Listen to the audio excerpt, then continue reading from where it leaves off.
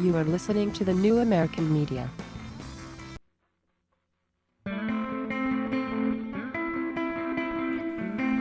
Live from the Milky Way galaxy, the solar system, planet Earth, the United States of America, located in North America, California, Los Angeles to be specific. Hello, everybody.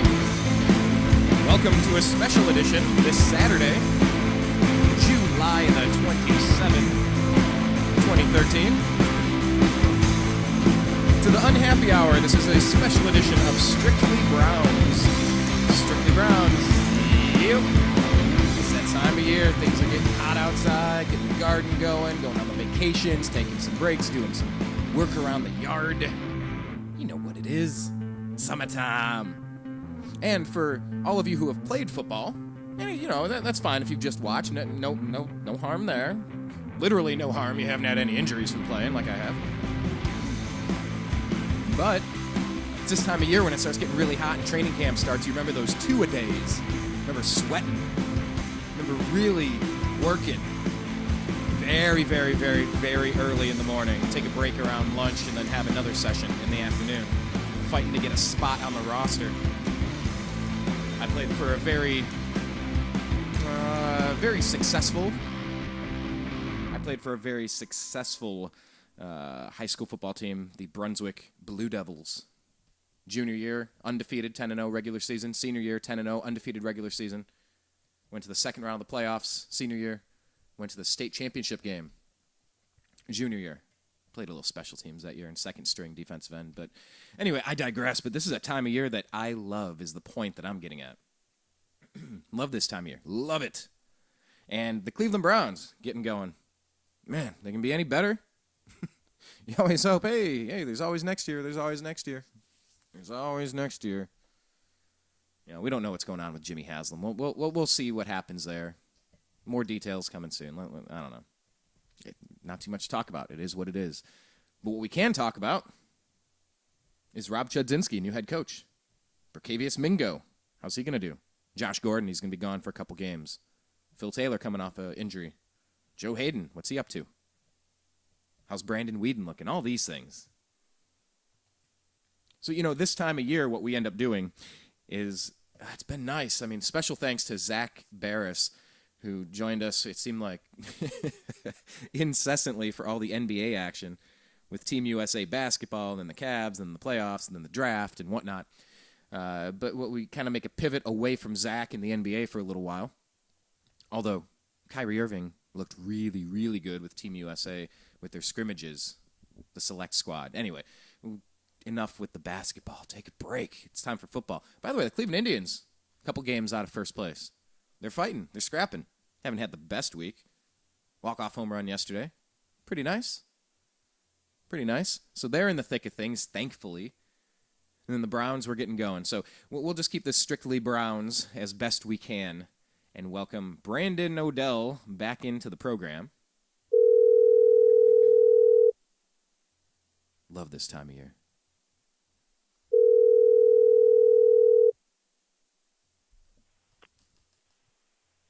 Hello. Well, hello, Brandon. Welcome back to the program. You're live on the air. How you doing, sir? I'm doing wonderful. How are you doing today? Living the dream. I just kind of led the show off, just reminiscing those moments, thinking about the two-a-days, the high school football moments.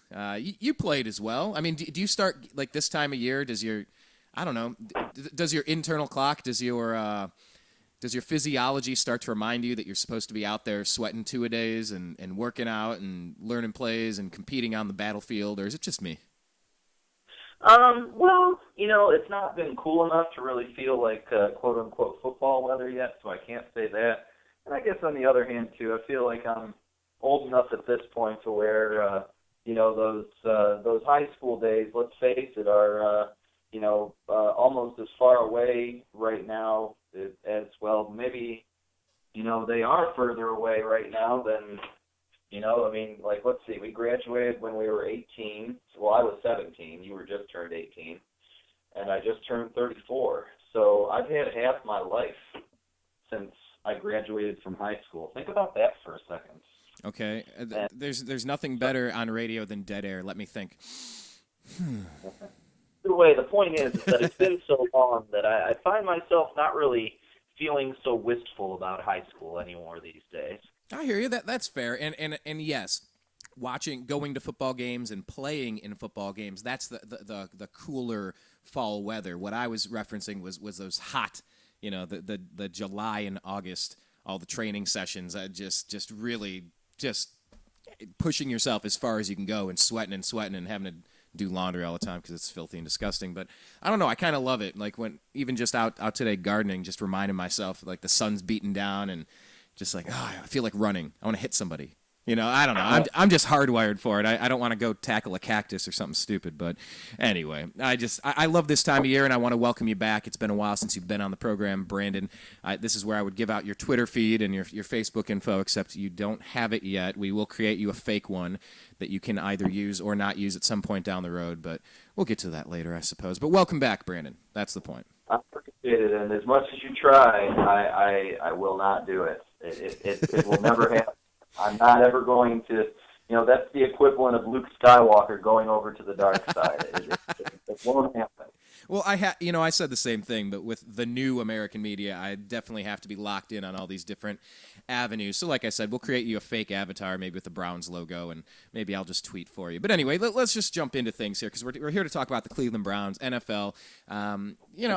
There were some huge storylines over the past month or two in the NFL, obviously Aaron Hernandez and all that stuff. But I think we can get to that a little bit later, I suppose, or maybe in overtime if you want to address anything across the league you want to. But for now, I kind of want to lead things off with the Cleveland Browns. New head coach, Rob Chudzinski. He's not new to the organization, but he's our new head coach. And I don't know, maybe start with Chud. Are we hearing anything? He's kind of a private guy. He's not really a showboat or a braggadocious kind of dude. But I don't know. What are you expecting to see out of Chud this year that you didn't see out of the head coaching and entire coaching staff last year? Well, first of all, let me compliment you on your use of braggadocious. That's an adjective that doesn't often get brought out, and as an English teacher, I always have to compliment someone on their verbosity. Now, as far as Rob Chudzinski goes, so far all reports coming out of Berea have been really positive. A lot of people know his story. He's originally from Toledo, Ohio, grew up a Browns fan, ended up actually, ironically enough, not playing at the Ohio State University, but instead played his college ball at the U, a.k.a. the University of Miami in Miami, Florida. And I don't think he was necessarily a star there, but he was a tight end. And, if you are a Division I tight end at the University of Miami, whether you're a walk-on or a starter, it means something at least. Yeah. And so certainly played college football at a high level, and never made it in the NFL, but got into the coaching ranks. He had worked at various times as the tight ends coach of the Cleveland Browns. I believe it was under Butch Davis in 2004. And then later on, he came back to the Browns as the offensive coordinator of the team in 2007, 2008. And many Browns fans remember fondly the 2007 season, not so much the 2008 incarnation, right, but the 2007 season was, as many would remember, the season that was the last time they were really relevant anyway. And he was the orchestrator of that high-powered offense that was run by Derek Anderson. Unfortunately, 2008, when so many national prognosticators were really finally picking the Browns to be the next big thing and expecting so many good things out of the team, injuries started to pile up very early. It seemed that there was some discord on the team, and basically that season ended up falling apart. That coaching staff got blown up, and Rob Chudzinski went on back to San Diego, where he worked with his mentor, now our offensive coordinator, but Norv Turner, and then got a gig as the offensive coordinator for the Carolina Panthers, and was able to really, especially in the rookie season of Cam Newton, was really able to introduced Cam Newton to the masses. A lot of people really didn't think that Cam Newton was going to be able to be a top-flight NFL quarterback, and Cam Newton went out and had a record-breaking first season with Carolina. Last season with Carolina, Newton kind of went back down to earth for about the first half of the season, and then the team really started to turn it on in the second half of the season. Well, hey, you know what? Let me jump in right there for a second then. If Derek Anderson was around and had a great first season and totally fell off the second season, Chudzinski's around and Cam Newton has a great first season and falls off the second season, are we going to see a lot of firepower this year and be really let down next year? Is this a pattern emerging? Well, I think any Browns fan would probably say that firepower anytime, whether it's this season or next season or both, would be good, just because we haven't had much of it to begin with. So that's a fair point. I'll give you that. I think that people would definitely be okay with it. Either way, Chudzinski comes in with a pedigree, comes in with a reputation of being an offensive genius, really, and we're hoping that he is able to bring some of that magic to the Cleveland Browns. Well, let's start there then, moving away from the coaching staff. We'll see what Norv Turner and Chudzinski are able to do. Definitely pedigree with those names and what they've accomplished, at least sometimes on the offensive side of the ball. So looking at the Cleveland Browns offense, now we have a second season in for a lot of players. You have Josh Gordon, wide receiver, who will be suspended for, I believe, 4 games for being for messing up. We're going to have Brandon Weeden back. He's about 43 years old, so we have maybe another season and a half out of him. No, I'm just messing with. I don't mind the fact that Weeden's old as long as he produces starting now with a season under his belt. And then Trent Richardson, a young, pretty dominant running back that might be poised for a breakout year if he can stay healthy. So let's start with the leader, start with Brandon Weeden. What have we been seeing in the early stages of training camp, and what can we expect out of Weeds this year? Well, there have been some mixed results as far as Brandon Weeden goes in his training camp so far. I mean, obviously, we're just talking about a very small sample, just a few days. But there are a lot of signs that he has come into this season being a more confident player, being a player that by even his own, he's even saying it himself that it was not a season last year that he felt very satisfied with a lot of the things that he did. He thought that he did do some good things, but he saw a lot of room for an improvement, and that's basically where he is at right now. He has looked sharp sometimes and looked kind of a little off some other times so far in the first few training camp practices, which, let's be honest, that is definitely to be expected of a quarterback who still isn't too experienced in the NFL. Obviously, he has 1 year under his belt, but he is not a veteran yet. And he's learning another new offense. Exactly. So, you always hear about the defense being a little ahead of the offense when you're talking about the early stages of a training camp. And so far, that has definitely proven to be the case. Well, hey, talking about quarterbacks, here's a little trivia question for you. What do Christian Ponder, Mark Sanchez, Chad Henne, Kevin Cobb, Jake Locker, and Matt Flynn have in common? Read that list to me again. Okay, so what do Christian Ponder, Mark Sanchez, Chad Henne, Kevin Cobb, Jake Locker, and Matt Flynn have in common? They all had lower quarterback ratings than Brandon Weeden last year? Well, quarterback ratings not so much. Weeds had a 26.6, and then Ponder had 53, and Sanchez 23, and Henne 29. But specifically, according to ESPN's Ron Jaworski, Brandon Weeden is ranked the number 26 quarterback in the league, ahead of Ponder, Sanchez, Henne, Cobb, Locker, and Flynn. So, a season in, being an older gentleman, Brandon Weeden he is, he's not being completely written off, but, 26 is a far cry from being a Green Bay Packers quarterback, if you will. But I don't know, that was kind of promising. That was kind of, I don't know, because Weeden did not have a fantastic year last year, and he's not at the bottom of the list at least. But, as far as progression this year, the Browns took Josh Gordon. in the supplemental draft last year so that he could have all of last season, and so we didn't have that pick this year in the second round. We used it a year early, and then of course he has a suspension. He's going to be gone for a few games, but he kind of emerged as one of the main playmakers. We'll get to Trent Richardson in a second here, but talk about Josh Gordon and what it means to develop a chemistry with Brandon Weeden, how long that's going to take under new offense with Chud and Turner, and in Gordon's absence, who do you expect to kind of step up? You think the kid out of Miami in his second season might be the one? You think it might be one of the tight ends? Or, what are you expecting there? Okay, well, first of all, let's look at Josh Gordon in particular. He is suspended for the first 2 games of the season. It was actually kind of an odd punishment by the NFL because he received a 2-game suspension, and yet he is also forfeiting his pay for games 3 and 4 of the NFL of the season. And so it is a 4-game pay suspension, but only a 2-game play suspension, which, like I said, is sort of an odd punishment.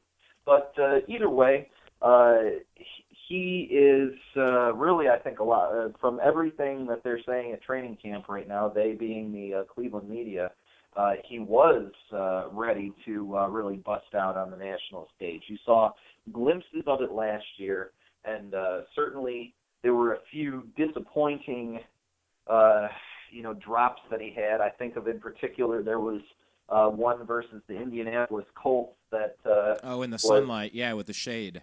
That's the one. And he was wide open and just dropped it, and that was what. I mean, there were still about 5 minutes left in the game or something like that. But when you're talking about fourth quarter in particular, there are no you need to make every play in the fourth quarter to win a ball game in the NFL. Now Brandon, that one was the one where it was I think it was Indianapolis in the dome, and as he ran, right when he was ready to catch it, like the shade went to sunlight or the sunlight went to shade. There was one little weird quirk with it. Am I remembering that correctly? Not that I excuse it. I don't excuse it at all, but still. Part of his growth as an NFL player is going to be to learn to overcome obstacles like that and still be successful. And so either way, he has some growth to do, and he's a very young player still. I think he's still like the second youngest player on the team or something like that. So he's still very young, has a lot of room for improvement, but has elite physical talents that just about anybody can recognize. But of course, it's all about what is in between the years that matters most for him, and whether or not he's going to be able to keep his act together, because there's a lot of people that have questions about that right now. But he is the number one target. He'll be back in week 3. I think developing a chemistry with Brandon Weeden is important no matter what, because let's face it, the more reps you get, the better anytime you can get them, even if you are going to be sitting for a couple of weeks in the meantime. So get as many reps as you can, in my opinion, and it's no different than if a player, let's face it, a player sprains an ankle and misses 2 weeks.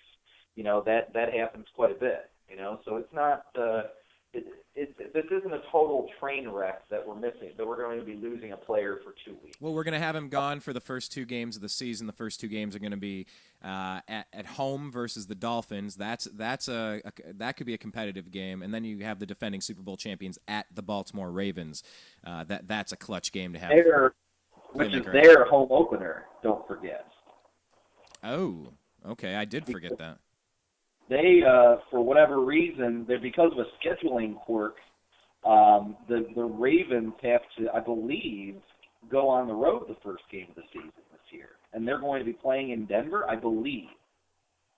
So I think we're going to be the Ravens' home opener this year. So they'll be getting the rings and all that good stuff. Well, everybody's talking. I'm listening to Jay Moore. I'm listening to ESPN. I'm listening to a lot of different voices out there that are saying expect a hangover from the Ravens. But we'll see. We'll see. There's so much emotion going on, and you're riding high on cloud 9, and you're the biggest thing in the world. But you also have the biggest target on your back. We'll see if we can pull an upset there without Gordon. But Gordon is practicing.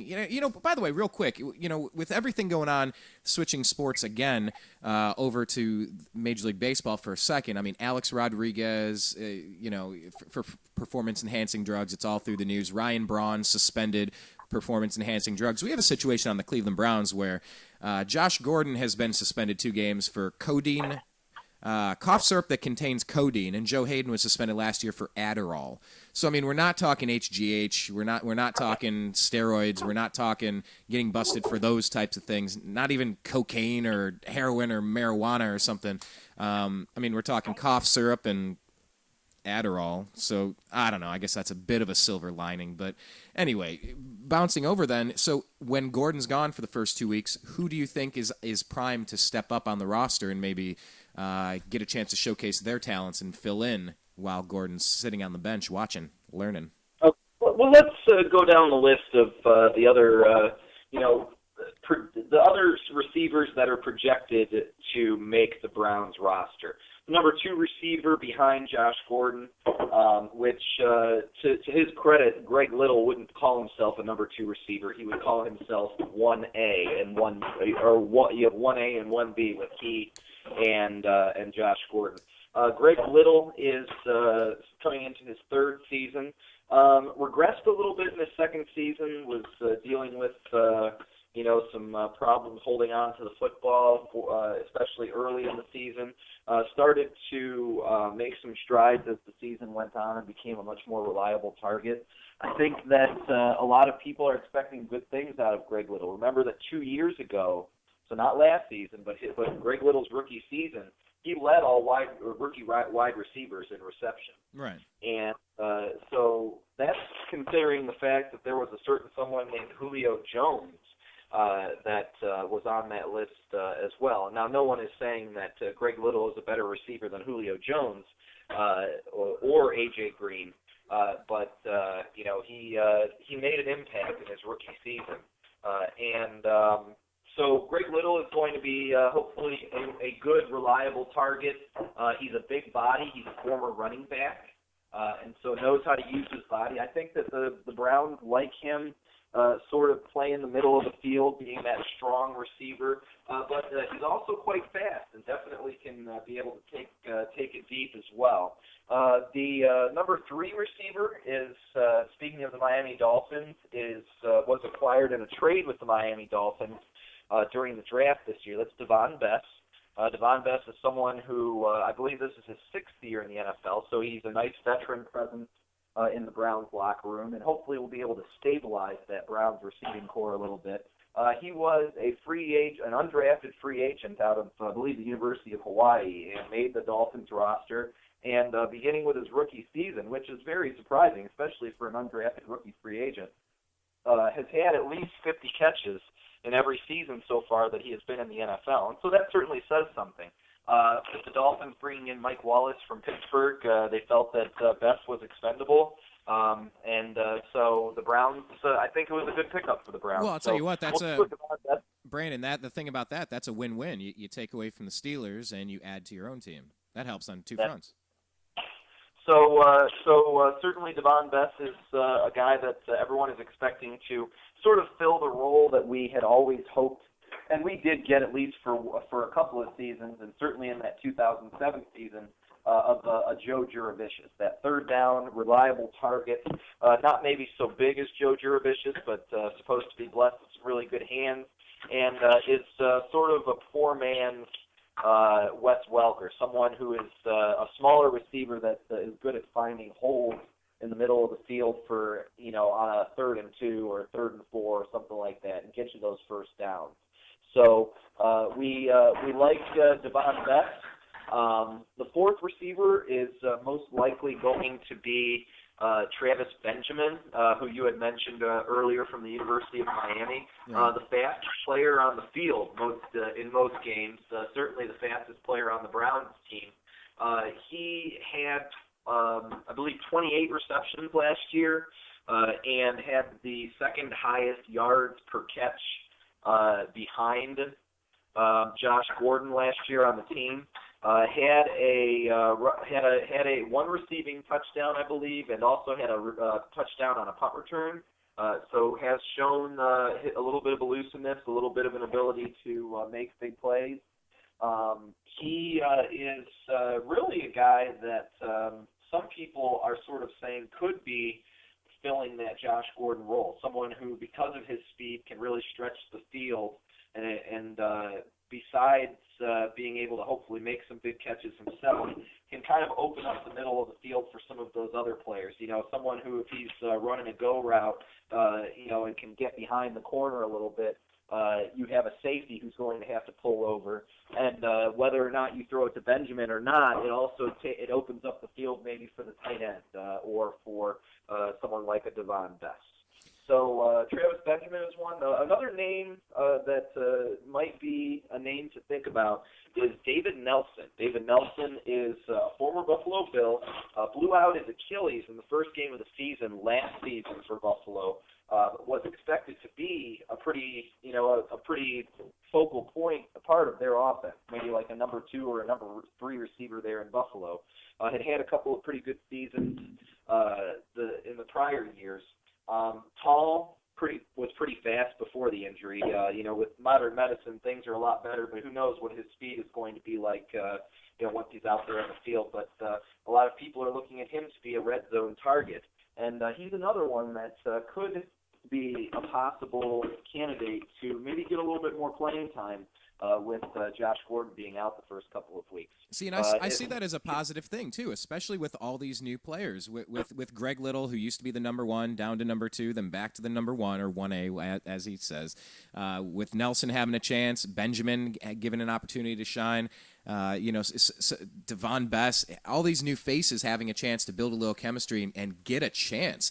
I'm not going to say it's a great thing that Gordon is going to be gone for 2 games by any stretch of the imagination, but these other guys are going to have an opportunity to step up, and I think that could be a good thing for building chemistry and getting them comfortable on the team and really giving us some more options that can make the squad even deeper, hoping that there's no big injuries, obviously, but you want a roster of wide receivers that are capable. And with all these names, I mean, you could see a few good things out of Little and Nelson and Bess and Benjamin for sure. I'm not feeling horrible about our wide receiving core this year. How do you feel about the core in general, Brandon?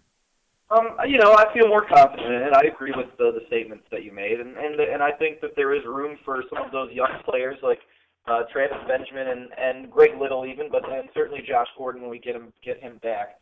There's a lot of room for growth with those receivers still. And to be honest, I am very excited to see what Travis Benjamin is going to be able to do. He certainly showed some elusiveness. His main thing is he is a slightly built player. I mean, for an NFL player, so to speak, I guess you should say he's light. I think certainly has probably, since he's been a part of an NFL training program for a full season and a half now at this point, or a full season and a full off season, we should say. He, I'm sure, has gained some muscle and put some size on his frame, but his game has always been speed and being light on his feet, and you're not going to have that if you bulk up to 200 pounds.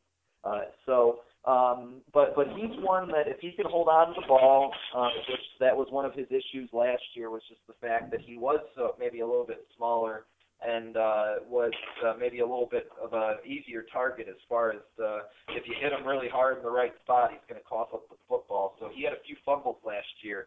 But he's one that this year I think could make some steps forward and could kind of be a sleeper pick for possibly some fantasy numbers this year. Get a few long touchdowns, things like that.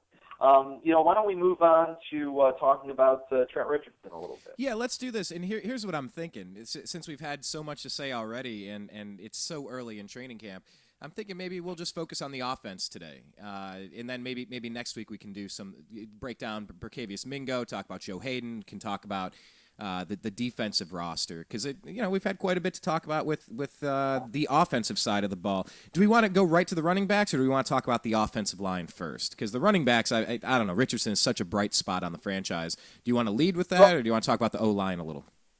I think you finish up the skill positions first, since we've talked about the quarterbacks and the wide receivers. When it comes to Trent Richardson, he at least all indications right now are that all systems are a go. early on in training camp. There were some injury issues during the off-season mini camps, and he was held out of, I believe, a week or two of those practices due to some issues with a shin injury. And I think there were some valid concerns that could worsen if they had pushed it in an off-season minicamp, which, they just really didn't think that was worth risking anything. He's come into the first day of training camp at where he says is 100%. He claims that he was playing at about 80% last year with broken the ribs. Knee and ankle injuries, and then in Game 6 he suffered the broken ribs. But Trent Richardson is looking good. He's a little bit lighter this year. He had gained some weight before the start of last season due to the inactivity from some of his injuries. He came into camp, I think, at 225, where he was playing at about 233 last year. He says he feels light, he feels quick. Everyone that has been at camp says that he is looking sharp in his cut. And let's face it, I mean, when you take him number 3 overall, and the first 2 picks in the draft were Andrew Luck and Robert Griffin III, respectively, there are some big things expected out of Trent Richardson. He was the highest drafted running back in a long time, probably, I believe, since Reggie Bush, I would say. Well, and the Browns, don't forget, didn't they trade up one spot? Who was that with the Vikings? They didn't want him to disappear so much. They went from 4 to 3. Am I remembering that correctly? They even moved up to make sure they got it right. Correct. So either way, there are big things expected out of Trent Richardson, and like I said, all indications are that he is raring to go, that his body is healthy, and he's ready to contribute. As far as some of the other running backs on the roster, probably the number 2 guy is still Montario Hardesty.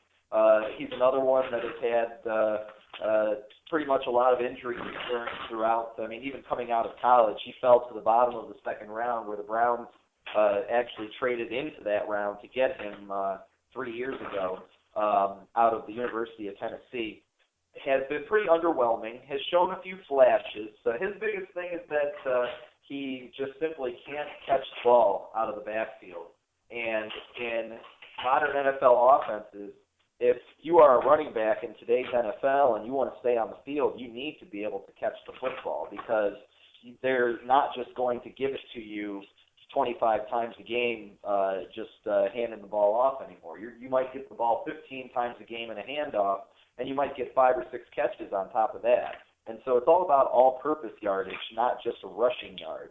And so that was an area where you really had Montario Hardesty certainly left something to be desired.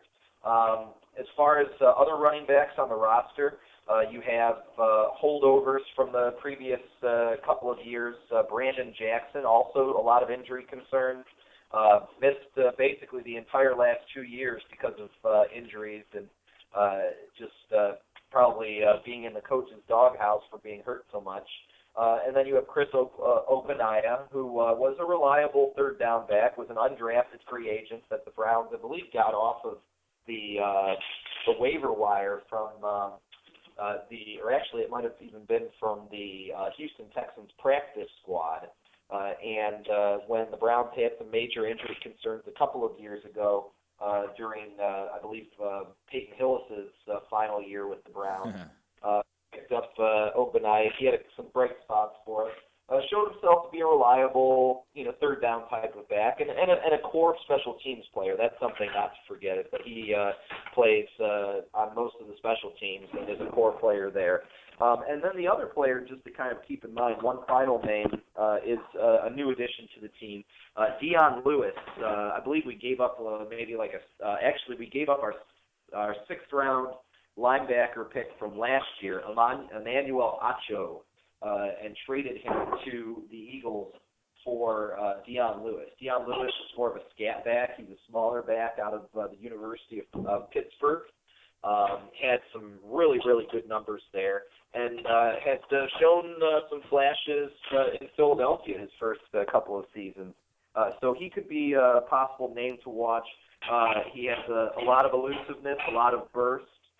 Is kind of that home run hitter if he can get out into space that the Browns would like to have. So, if they only keep say they keep 4 running backs out of the 5, honestly, I think the name that a lot of people are saying might be the one on the chopping block is Montario Hardesty.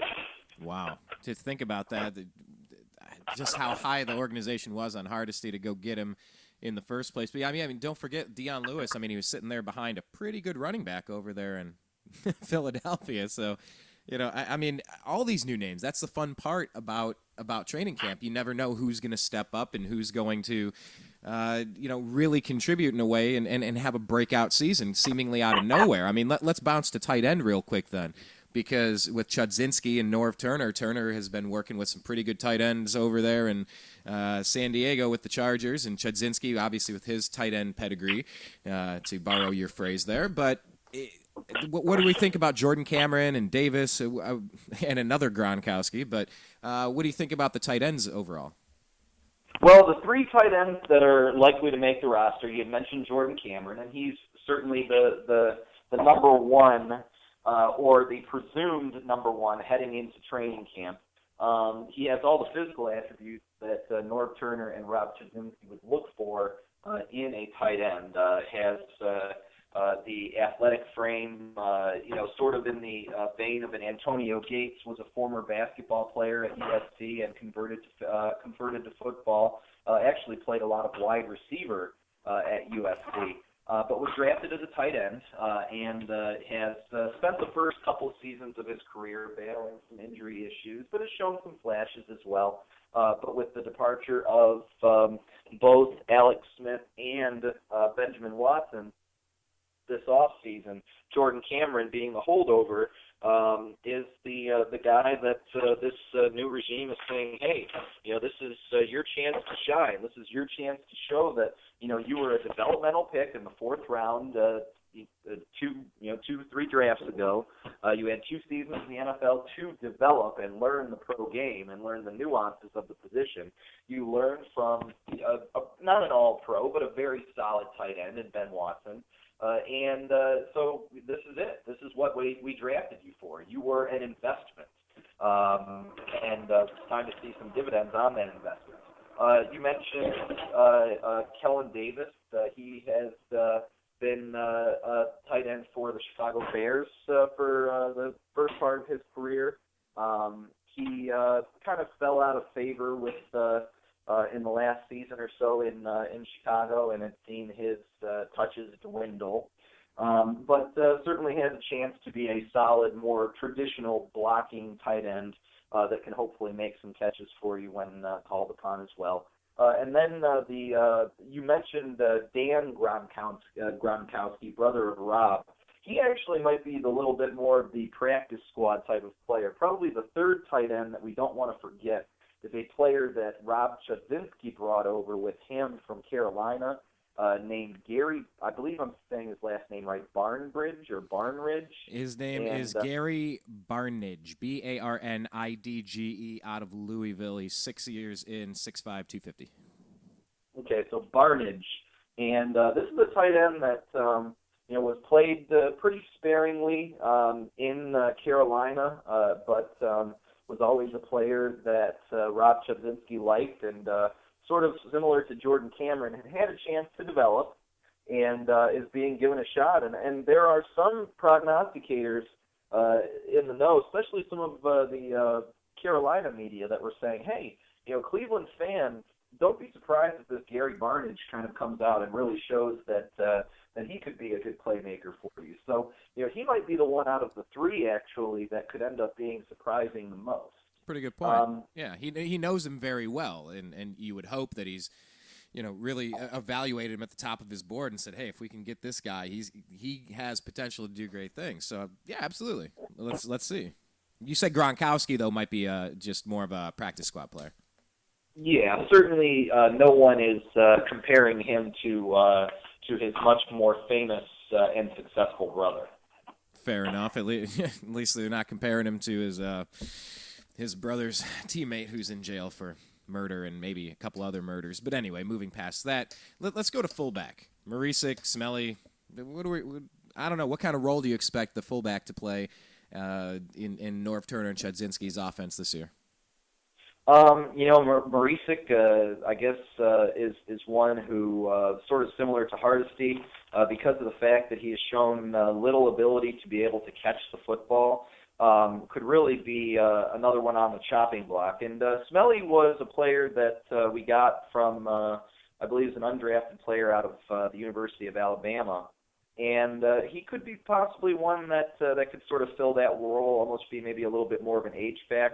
But there have been a lot of discussions about the possibility of a more of a dual tailback position where you have maybe like an Ogbonnia lining up as the fullback for Richardson or something along those lines. So there's a very distinct possibility that one or neither of those players actually, or I should say both of those players, Smelly and Marisic, end up getting cut in the final round of cuts. But it's certainly more likely that it is Marisic that is on the chopping block. And you see Smelly maybe hoping to really make his contribution on special teams.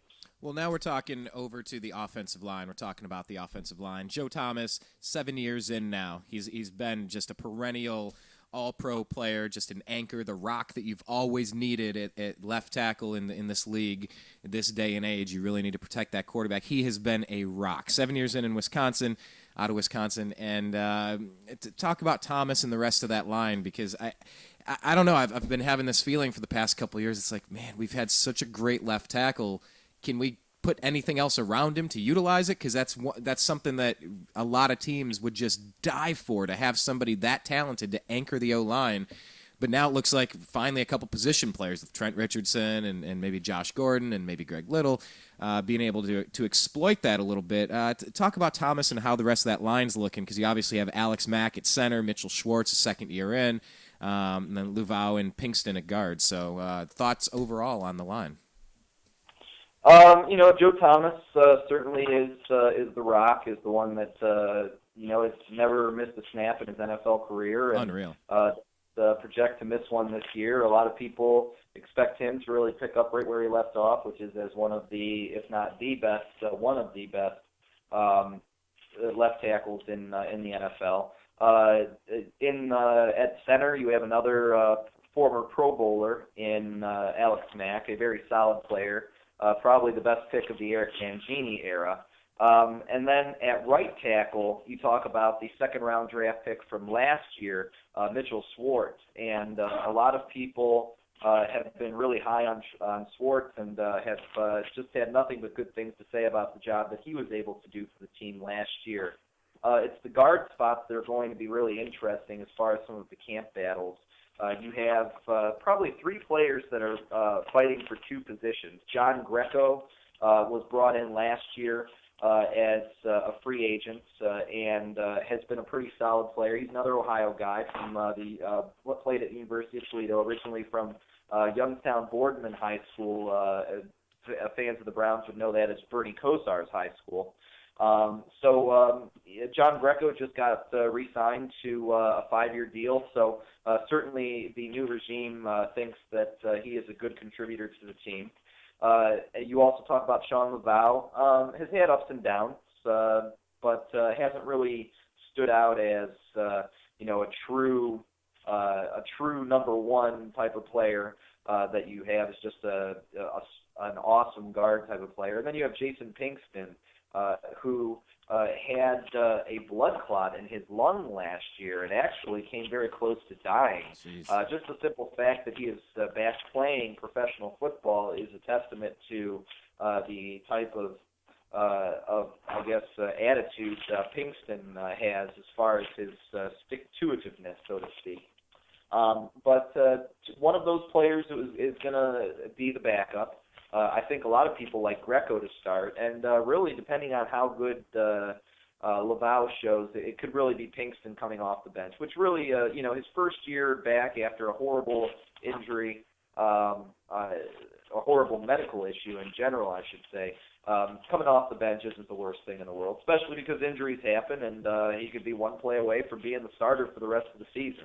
So You're talking about three solid guards, maybe no one truly standing out yet, but so far things are looking good as far as the offensive line goes.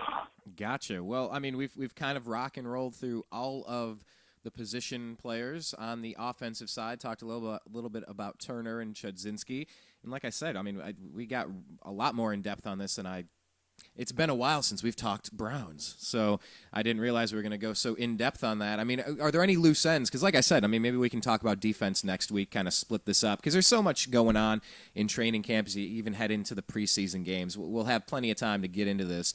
But did we leave any stone unturned regarding the Browns' offense that we want to really tie up together? Any predictions, any areas of concern that we want to get into before we peace out for today? No, I think that's really pretty much it. It's early in training camp, so there are a lot of things that could change. There are injuries that could happen. I mean, if you want to go into overtime real quick, you could talk about the fact that Seattle Seahawks Percy Harvin was probably the number one.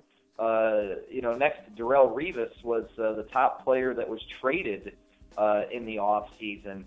He could possibly miss the entire season if I've not seen in the last couple of hours, but they're saying that he could have a hip injury that could cost him the entire season. So, training camp injuries can, really set you back big time. And so I think that the main thing is just staying healthy in training camp and trying to make sure that the team that you have on the field right now is the team that you can be able to hit the ground running with in week 1 of the regular season. So we'll just have to wait and see what happens. Absolutely. Well, yeah, I mean, while we're in overtime, I mean, any thoughts on Aaron Hernandez? I did a show a week or two ago and entitled it, Did Tim Tebow Frame Aaron Hernandez? Just kidding. Just with people are saying Tebow might play some tight end over there with the Patriots. I mean, any thoughts on either Tebow or Aaron Hernandez for that matter? Oh, not really. I mean, I think with everything, it's just take a wait-and-see approach. I mean, the stuff with Aaron Hernandez has been, talked to death in the media for the last 3 weeks. It's a horrible thing, but it certainly became just a huge story just because of the fact that the media needed something to talk about, and basically here we are. So, it'll be interesting to see what happens as far as that case goes, but, it really just goes to illustrate more than anything else that, that professional athletes are fallible, professional athletes are human beings, and they make mistakes just like anyone else does. I mean, hopefully, there aren't any other people going out and committing murders, and so I'm certainly not advocating that, but, not all of these players are good people, and that's all there is to it. There are a lot of them that are, but there are some that are jerks, or worse yet, are truly evil people that would be the type to commit a heinous crime. So either way, we'll just let the process play itself out and see what happens. Sounds like a plan, Brandon. Well, I'll tell you what. Next week we'll come back. We'll do this again either on Friday or Saturday, and we'll talk about the Browns' defense then. I'm getting really excited for football season. It's really good to hear your voice and bring you back into the program, sir. Well, it's always fun to talk about the Browns. This is a little bit of a down time for us until the school year starts back up, so it's nice to be able to take a little time and talk a little Brownies. All right, buddy. Things could have been a little bit tighter. We talk about how we spent a little bit more time talking today than what we originally thought. Once the year starts back up, it gets kind of harder to have the drawn-out conversations, that's for sure. No, you're absolutely right about that. Well, Brandon, thanks for joining us again. We'll talk again next week, pal. All right, everybody. That was Brandon Odell joining us. Good times talking about the Cleveland Browns, talking about NFL. I love this time of year. I can't even express to you how much I love this time of year. I try. See, in the medium of radio, you need to be able to articulate. You need to explain in vivid color, in detail, exactly just how I feel about football. And let me say this. I did not choose to sign up for the military. I did have a family unit where I did have some supervision, and I did have some parenting and coaching and correcting at home. I did attend church begrudgingly, very begrudgingly. Until then, I just simply refused, and then I stopped, and then I went back to it on my own free will and accord. But all that stuff aside, what I'm saying is I did have role models. I did have some guidance growing up. I wasn't completely floating around like a leaf in the wind in an autumn day. But what I learned in football, I really learned, what did Brandon call it, stick-to-itiveness? Our coach, Mr. Dreiss, our defensive ends coach at the Brunswick Blue Devils high school football team, he called it intestinal fortitude. Intestinal fortitude. Where's that thing in your gut? Where's that drive? Where's that fire? Where's that spark? Where's that fight? Where's that I'm not going to give up attitude? Where's that thing? The thing that you can't coach, you can't really teach, but you can try to coax it out of people and remind them that it's there. I think that's just a very important lesson to learn anywhere, for anyone. In politics, in business, in relationships. You fight, you don't give up, you keep going. In sports, you go, you dig deeper. And you find a way. In the military, you just find a way to get the job done. So for me, football isn't all about just, Friday night lights and getting to wear the jersey and they're handing your jersey off for a certain special someone to wear in the hallway. It's not just about fun and games. It was about a lot more for me. It was about helping mold me as a human being, and I'm forever appreciative of that opportunity. Especially since our 8th grade squad was winless until our final game. I think we were 1-7, and we went from 1-7 as a graduating class to being undefeated back-to-back junior, senior years. So, we all grew up together, and it was a great time. So, anyway, love football season. Special thanks to Brandon Odell for joining us here on the TNAM Radio Network, part of the NewAmericanMedia.com. This has been Strictly Browns, a subdivision of the Unhappy Hour here on the TNAM Radio Network. Thank you very much. Please go on YouTube.com/The New American Media. Click subscribe. Follow us on Twitter at American_media_. What else? Search The New American Media on Facebook and check out our homepage, thenewamericanmedia.com, where you can listen to our special episode of Agree to Disagree that was yesterday, talking about all the news and politics you need to know. I appreciate you. Take care.